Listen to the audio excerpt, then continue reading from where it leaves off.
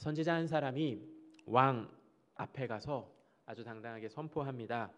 제가 맹세합니다. 앞으로 몇 해 동안은 비는커녕 이슬 한 방울도 내리지 않을 것입니다.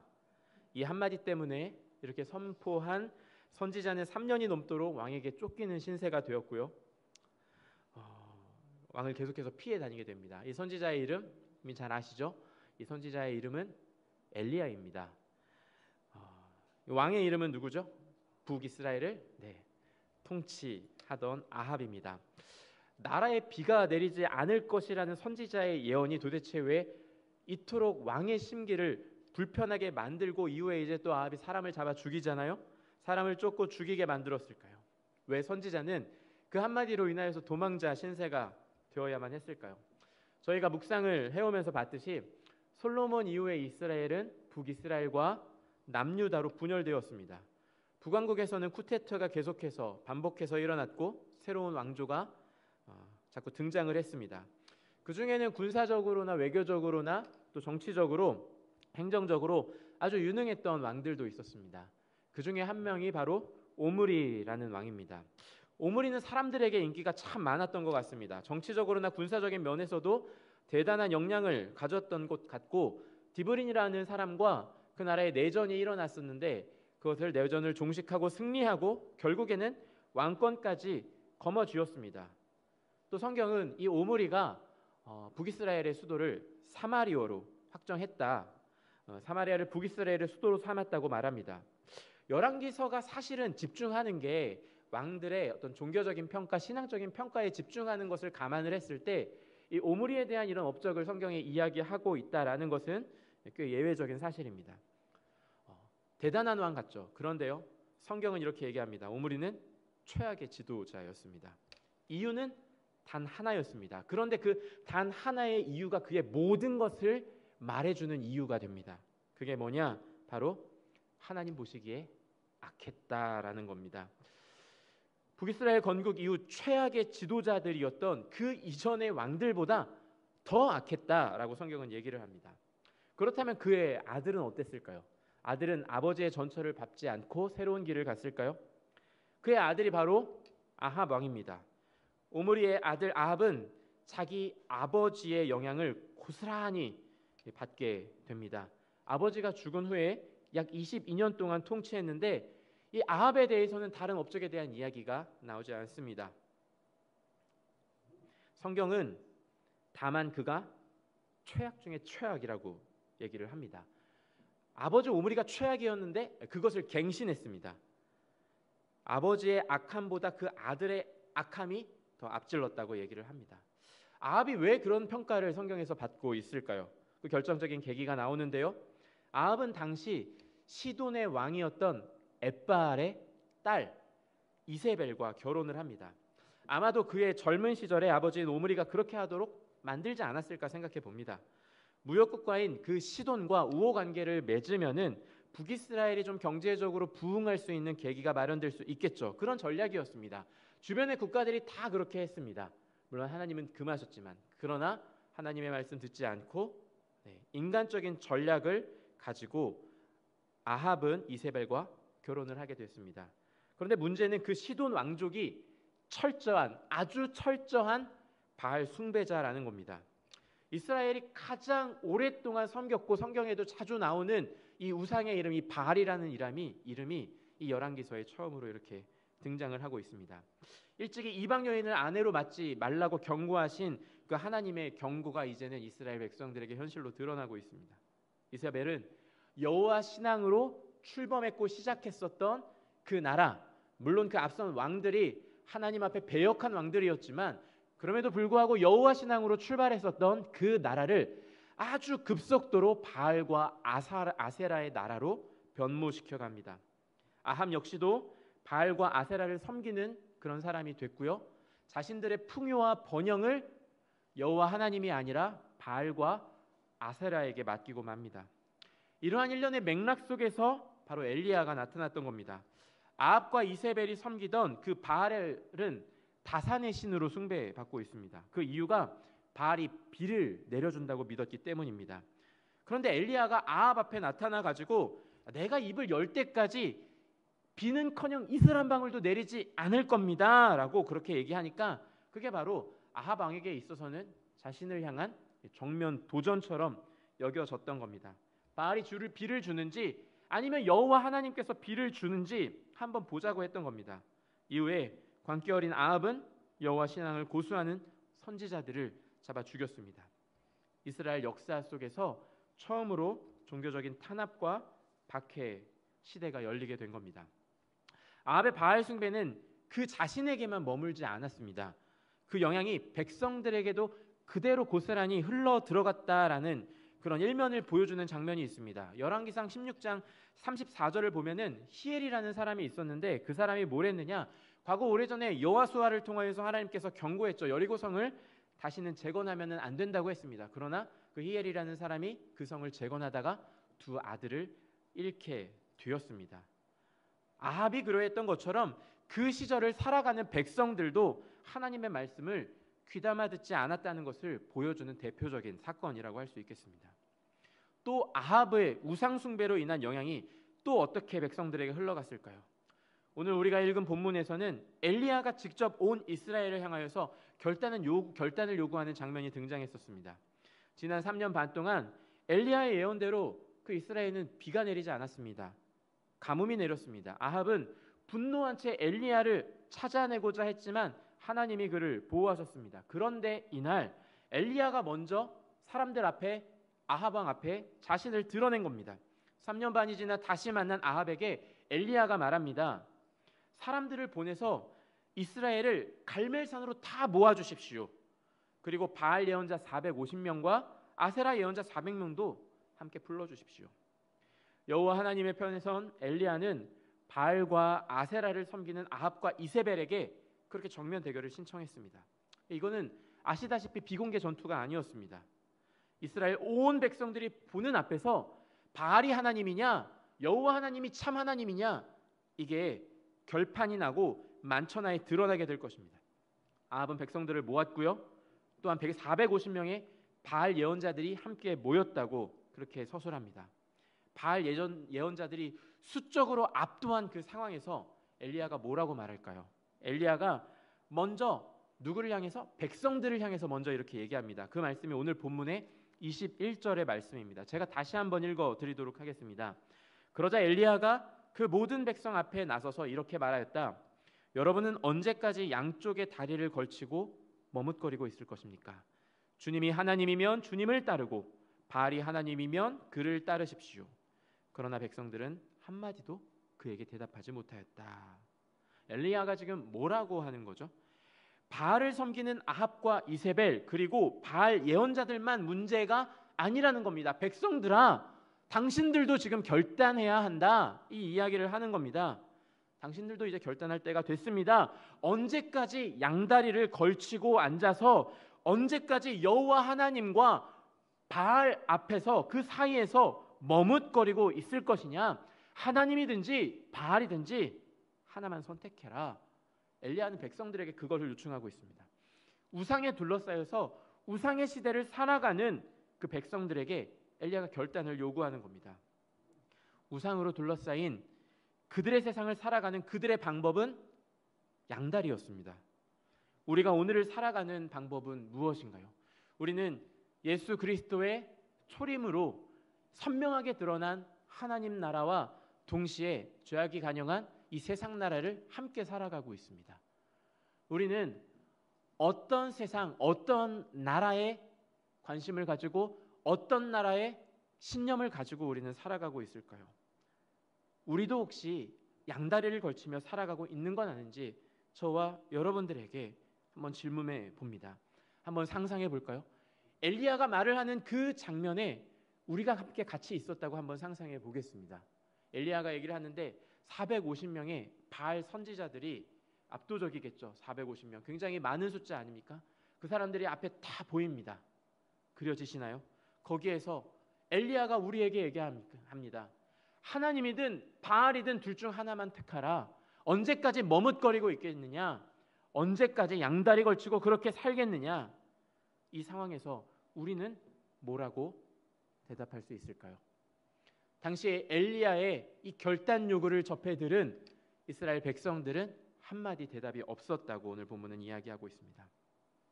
당시 엘리야의 시대는 우상의 시대였는데 여러분 지금은 어떤가요? 지금도 우상의 시대인가요? 예, 맞습니다. 저는 제가 생각하기에는 그때보다 더 지독한 우상의 시대가 바로 지금 이 시대가 아닌가 생각합니다.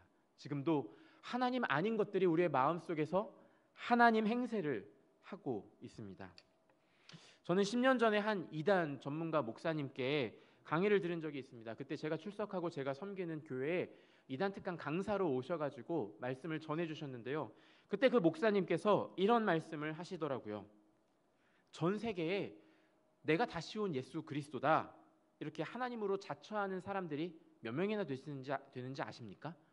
그분께서 딱 10년 전인데요. 그분께서 얘기하시기를 전 세계에 40명이 있다고 얘기를 하시더라고요. 또 한 가지를 더 물어보시더라고요. 그 중에 우리나라에 몇 명이 있는지 아십니까? 라고 물었습니다.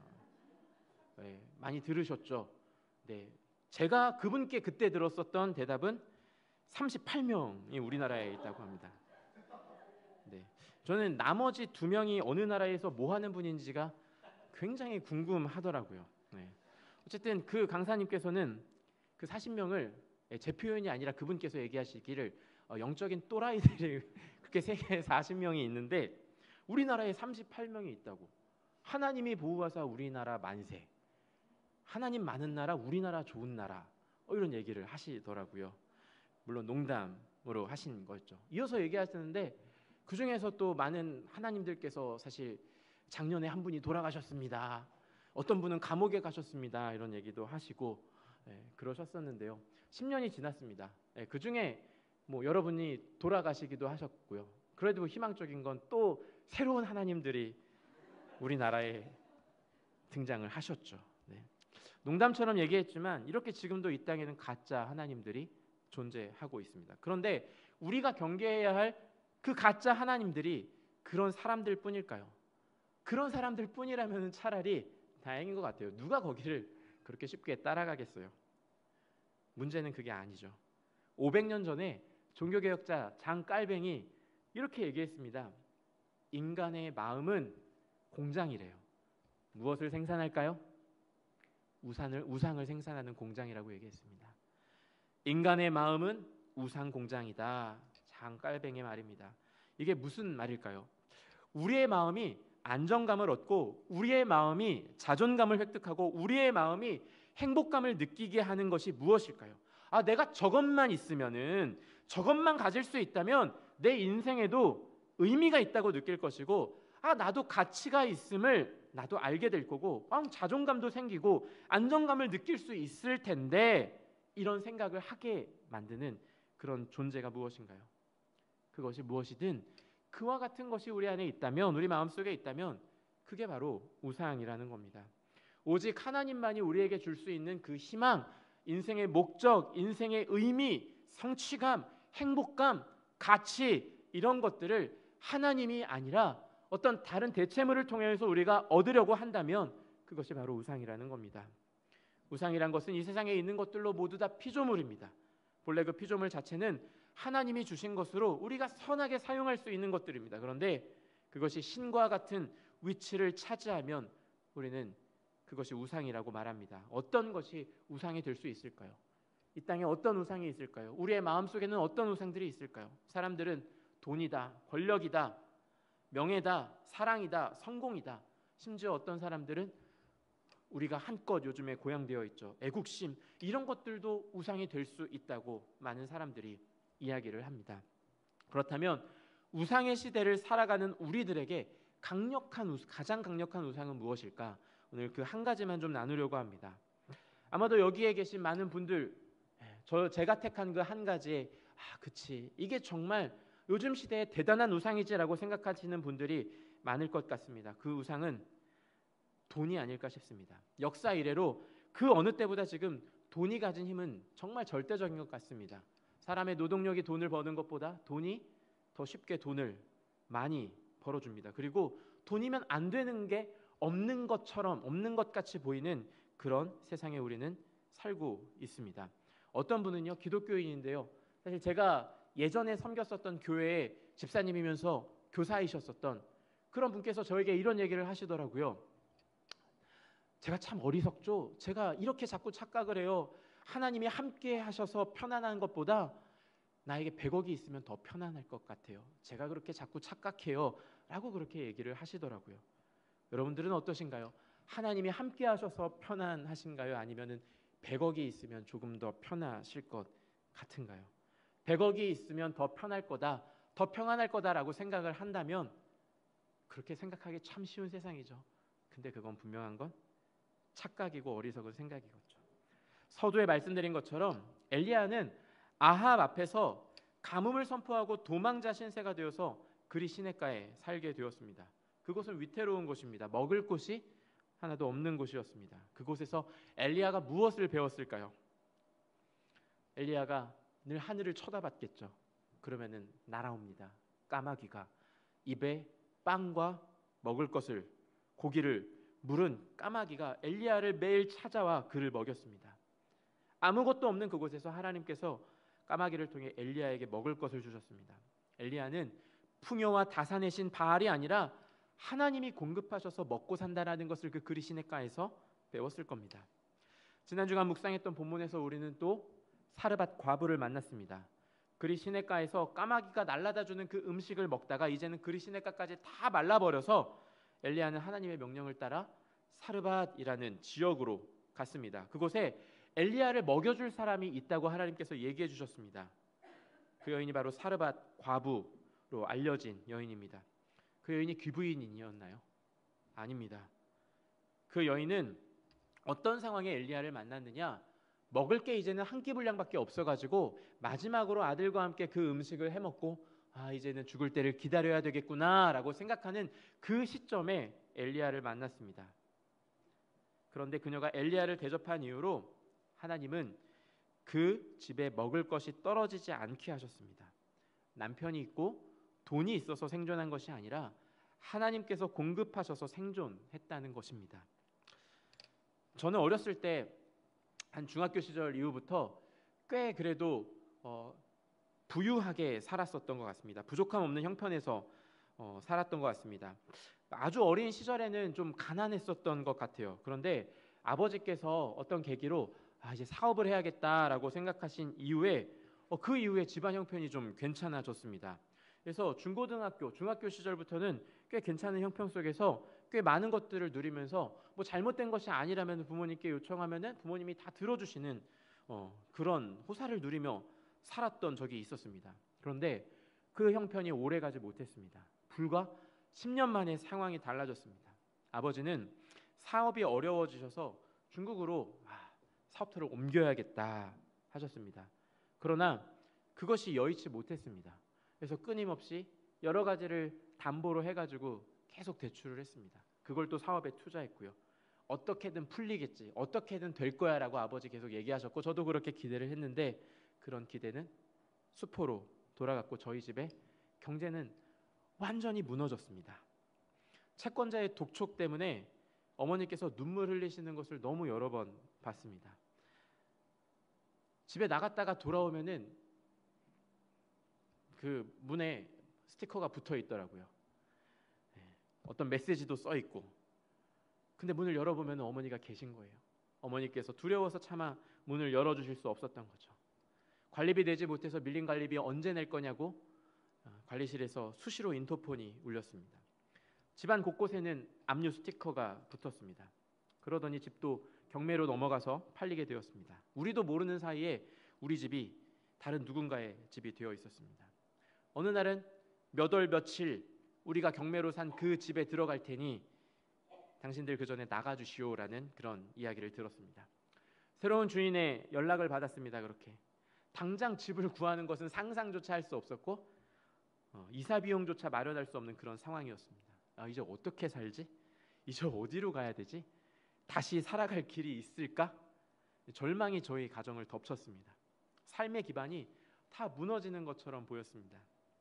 이때 제가 불렀던 노래가 있습니다. 어떤 절망의 노래였을까요?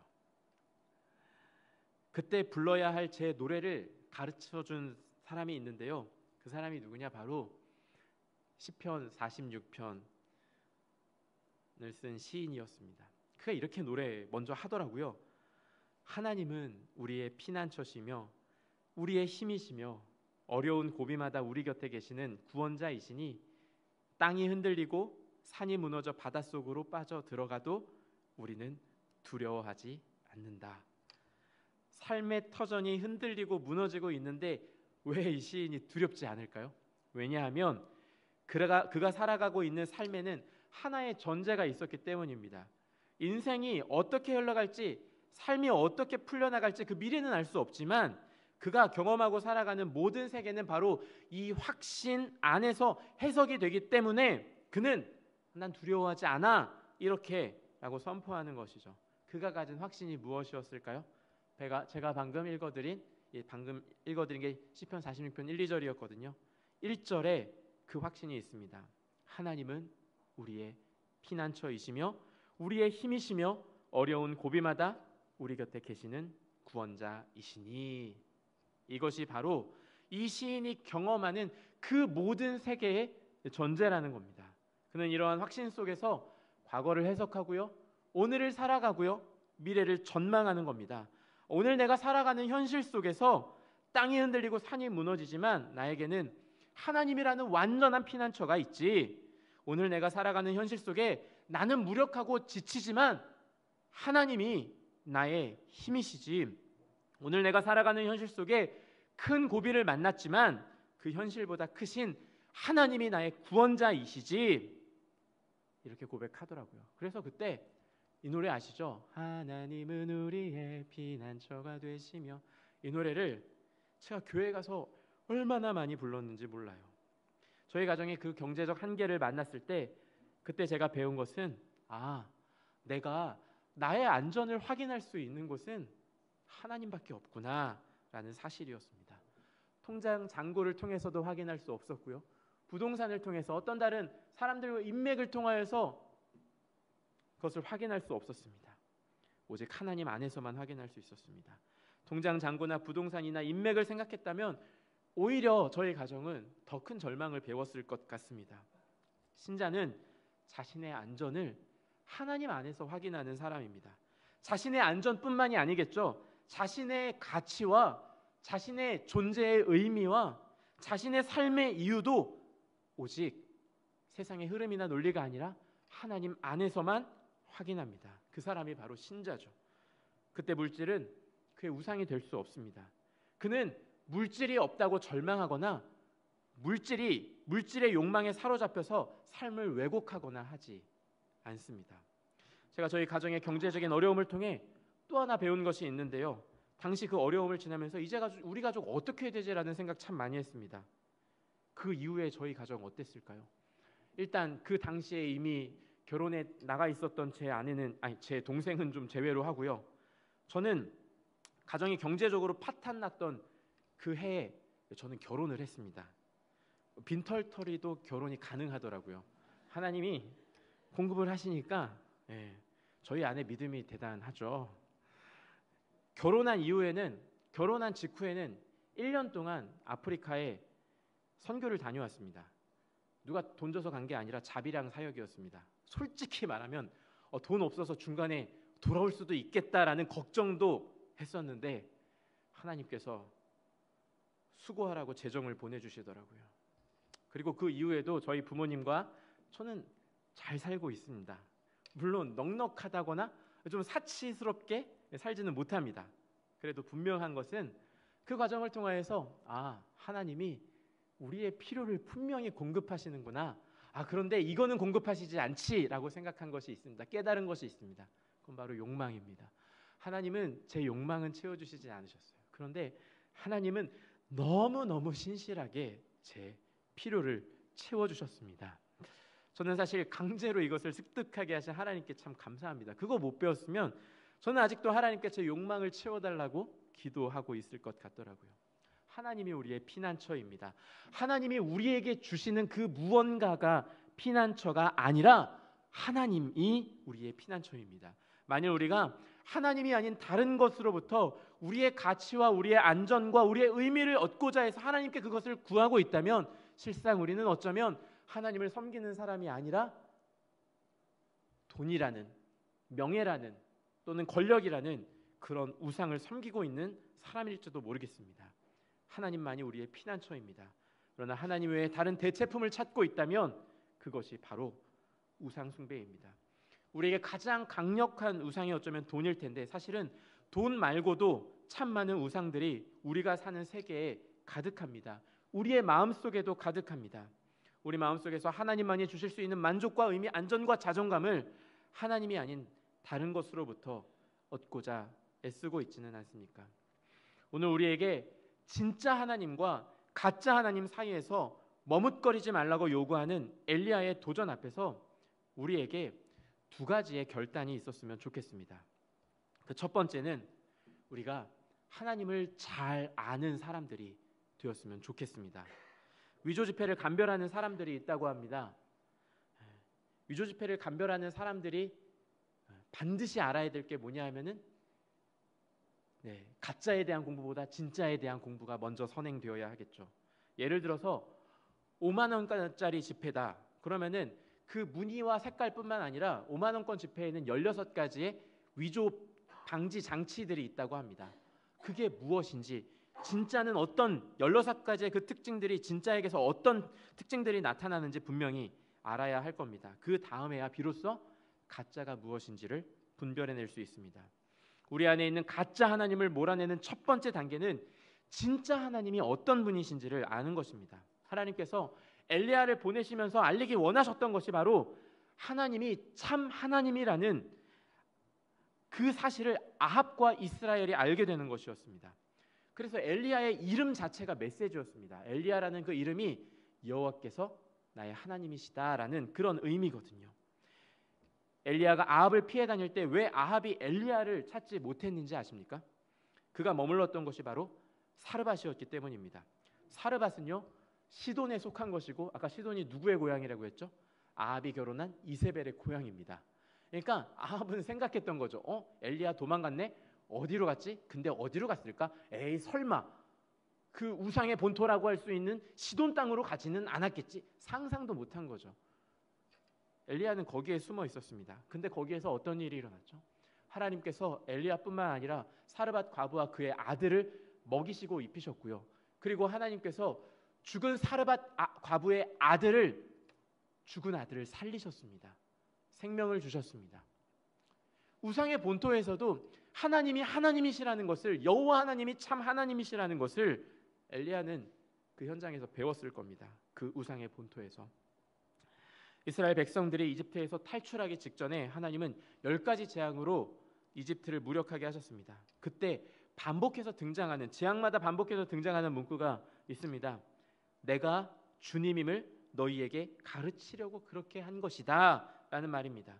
개역개정 성경에는 이로 말미암아 너희가 내가 여호와인 줄 알리라 라고 되어 있습니다. 각각의 재앙은 다 달랐습니다. 그런데 이후에는 마치 후렴구처럼 그 말씀이 반복됩니다. 이로 말미암아 너희는 내가 여호와인 줄 알리라. 우리의 인생에 어떤 사건이 펼쳐지든지 그것을 바라보면서 우리가 후렴구처럼 반복해서 해야 할 노래, 어떤 상황을 만나든지 후렴구처럼 반복해서 하나님께 드려야 할 노래, 이걸 보니까, 이 사건을 보니까 여호와 하나님이 참 하나님이시구나 라는 이 노래가 바로 우리가 하나님 앞에 계속 불려야 할 후렴구 노래가 아닐까 생각해 봅니다. 그렇다면 하나님을 어떻게 우리가 진짜 하나님을 잘 알 수 있을까요? 우리 안에 우상을 몰아내고 하나님을 참 하나님으로 아는 구체적인 방법, 그것은 바로 하나님을 경배하는 것입니다. 팀 켈러라는 목사님은 하나님을 경배하는 것은 마음속의 우상을 대체하는 궁극적인 방법이다라고 말했습니다. 모든 인생의 여정을 통해 하나님을 경배하십시오. 먹든지 마시든지 무엇을 하든지 하나님을 경배하십시오. 거하든지 떠나든지 무엇을 하든지 어디에 있든지 하나님을 경배하십시오. 그게 잘 되지 않거든 우리가 할 수 있는 게 또 있습니다. 기도를 할 수 있습니다. 하나님이 참 하나님이시라는 그 진리가 우리의 머릿속에서 우리의 가슴으로 내려오지 않는다면 그게 바로 기도로 할 수 있는 겁니다. 묵상을 하면서 하나님이 어떤 분이신지 묵상을 하고 그리고 기도하며 하나님께서 우리의 참 하나님이심을 인정하고 기도하며 하나님을 경배할 수 있습니다. 두 번째입니다. 엘리야의 도전 앞에서 우리가 결단해야 할 그 두 번째, 우리가 이렇게 했으면 좋겠습니다. 내게 우상이었던 것을 버리는 일입니다. 엘리야가 직접적으로 도전했죠. 언제까지 양다리 걸치고 머뭇거리겠느냐? 이미 우리가 갖고 있는 것들 중에 또는 우리가 갖길 원하는 것들 중에 이건 없으면 안 돼라고 생각하는 것이 있습니까? 아, 이것 때문에 내가 정말 든든하네 라고 생각하는 것이 있습니까? 혹시 이것 때문에 내가 좀 괜찮은 사람이지 라고 생각하게 만드는 것이 있습니까? 또는 그 반대로 내가 이게 없어가지고 참 우울하네 라고 생각하게 하는 것이 있습니까? 그렇다면 그게 우상입니다. 하나님만이 주실 수 있는 의미와 가치와 행복을 대체하고 있는 대상이 있다면 그것이 지금 당장 어쩌면 우리의 마음을 편안하게 해주는 것 같다 할지라도 실상은 우상이고 그래서 위험한 것입니다. 난 이게 없어도 괜찮아 라고 생각한다면 그게 가장 안전한 것입니다. 만약에 누군가가 이 수많은 돈, 내가 없어도 괜찮아, 하나님이 계신데 뭘, 이렇게 생각하는 사람에게 있어서 돈은 안전한 것입니다. 그러나 이 돈, 이거 없으면 안 될 것 같은데, 이런 사람에게 있어서는 돈은 우상이며 가장 위험한 것입니다. 여러분, 저와 여러분들에게 묻습니다. 우리에게는 어떤 우상이 있을까요? 그게 없으면 안 된다고 생각했던 것, 한번 그것을 떠올려 보시기 바랍니다. 그리고 그것을 향해 한마디 말을 하고 오늘 말씀을 마치도록 하겠습니다. 떠올리셨나요? 그러면은 저를 한번 따라해 보시기를 바랍니다.